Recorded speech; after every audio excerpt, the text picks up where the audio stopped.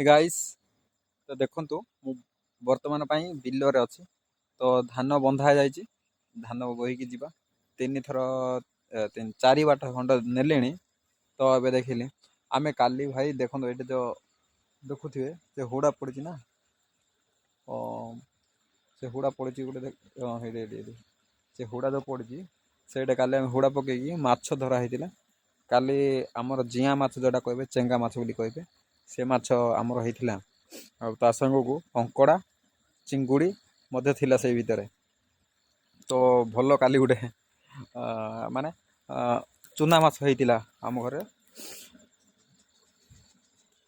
ବଡ଼ ବଧ ମାଛ ଅପେକ୍ଷା ଚୁନା ମାଛରେ ଅଧିକ ଭିଟାମିନ୍ ଥାଏ ଏମିତି ଡକ୍ଟରମାନେ କହନ୍ତି ତ ଚୁନା ମାଛ ଅଧିକାଂଶରେ ଗାଉଁଲି ଲୋକ ଚୁନା ମାଛ ହିଁ ଖାଆନ୍ତି କାହିଁକିନା ନଦୀ ଗୁଡ଼ାକରେ ବନ୍ଧେଇ ଦିଅନ୍ତି ଆଉ ଚୁନା ମାଛ ହିଁ ସେଇ ଜାଗାରେ ଥାଏ ଦଣ୍ଡେଇ ଫଣ୍ଡେଇ ଏମିତି ଯୋଉଟା ମାଛ କୁହନ୍ତି ତ ସେଇଗୁଡ଼ାକ ହେଇଥିଲା।